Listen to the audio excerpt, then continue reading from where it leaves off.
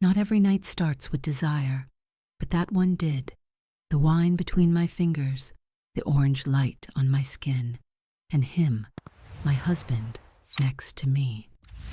I looked at him, familiar and distant, and inside I felt something moving, a strange, forbidden heat, as if my body remembered something that my mind didn't want to admit, and from there, nothing was the same again. Sign up if you want to find out how dangerous desire can become. It was one of those slow evenings when the sunset light envelops the house like a warm caress, coloring everything with an orange that gets under your skin. On the sofa, the wine slipped through my fingers while my gaze was lost in the flickering shadows of the candles. Giuseppe, my husband, was there next to me, absorbed in that magazine that had occupied the coffee table for weeks, as if time could be suspended between one page and another. I looked at him as if you were looking at something familiar that you want to rediscover. Every line on his face was a memory, a wrinkle for every laugh, a crease for every night we didn't sleep.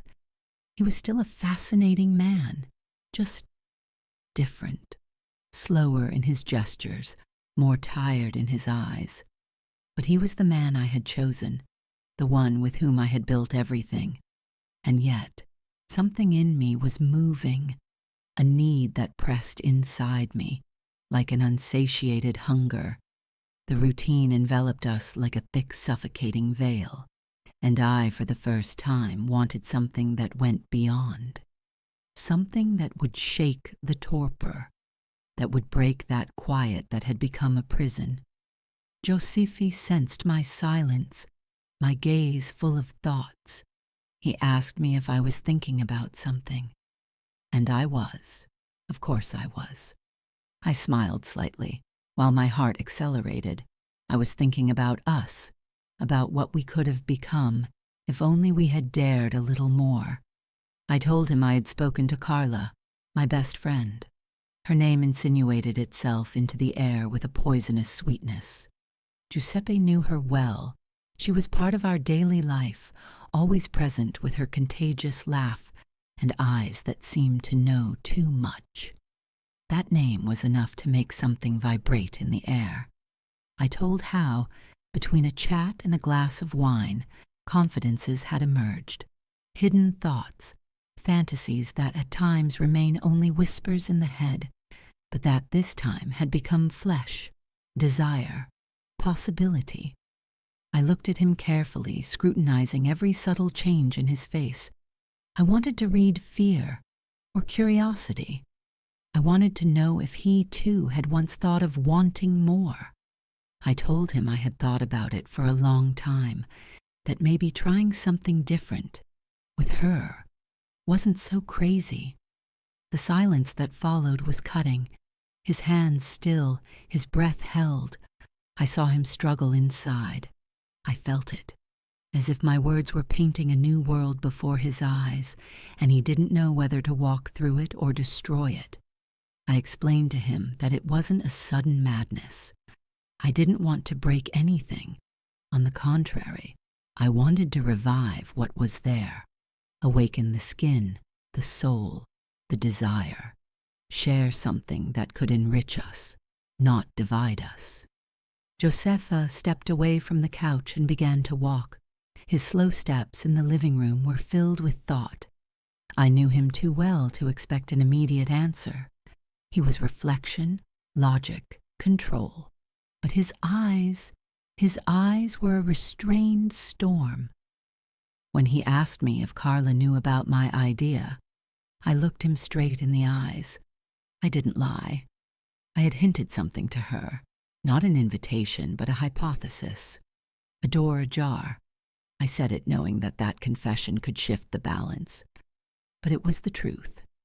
He remained silent again.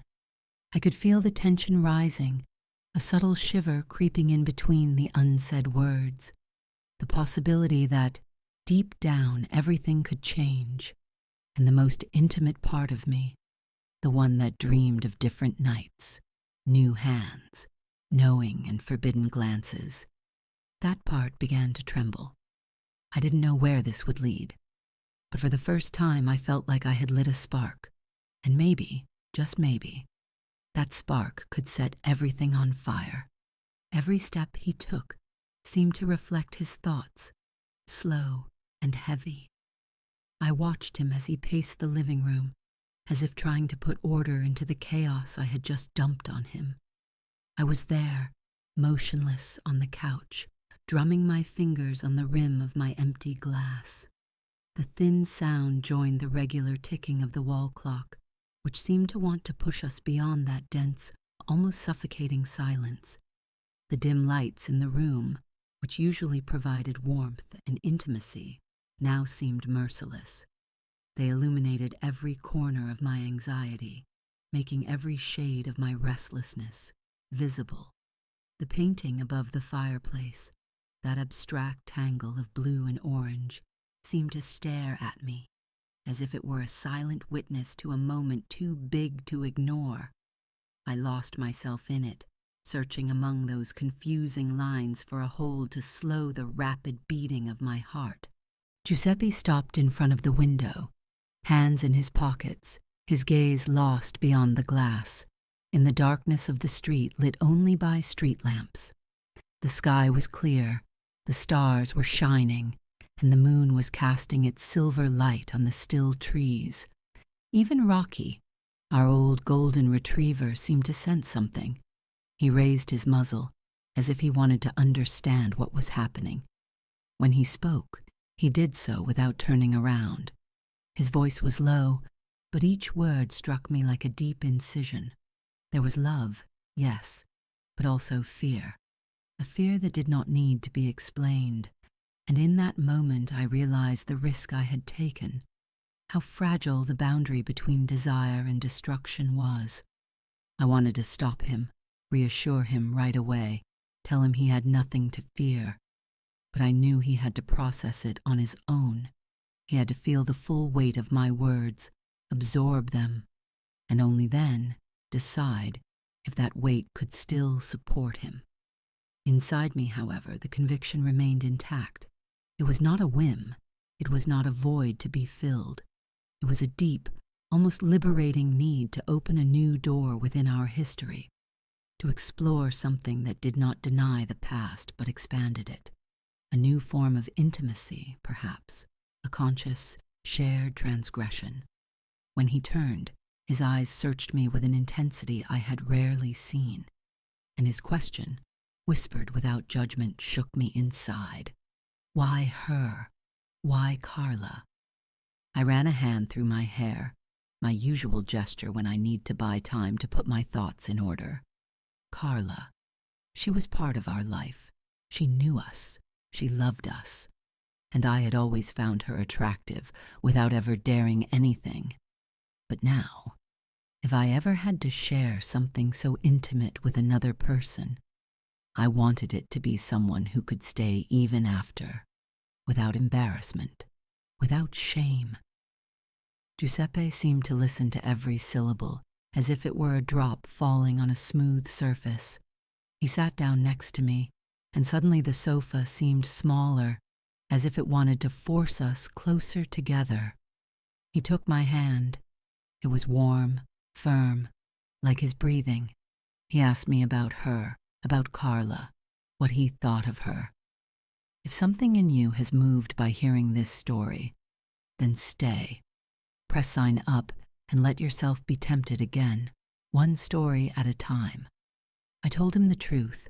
We had never really discussed the subject, but she was open to dialogue. She knew it was a sensitive issue. She would never do anything to hurt me or Giuseppe, nor would I allow it. After all, the stakes were very high. I heard him sigh, a sound full of mixed emotions. Part of him was curious, the other was scared, and I understood everything, because I too was oscillating between excitement and terror. I leaned closer and rested my head on his shoulder. I felt the warmth of his skin through his shirt. We wouldn't have done anything if we weren't both sure. It had to be our step, shared, an act of love, more than desire. We remained like this, in silence, lulled by the soft sounds of the house and by the night that enveloped us with its mystery. There was fear, yes, but also hope. Maybe, just beyond that uncertain threshold, there could be something beautiful, new, true. And then, she arrived. It was just after 8. The sound of her laughter echoed in the hallway before she even stepped through the door. She was wearing a black dress, tight, elegant in its simplicity, yet able to enhance every curve of her body.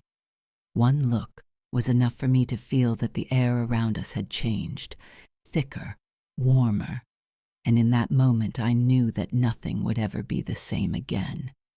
Her hair was loose and fell on her shoulders like silk, and in her eyes there was a strange light, difficult to decipher.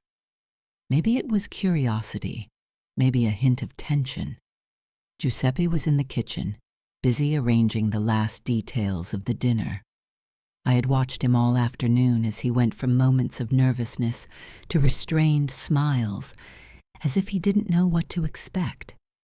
Now he seemed more serene, but in his gestures there was still that subtle tension that only I could detect.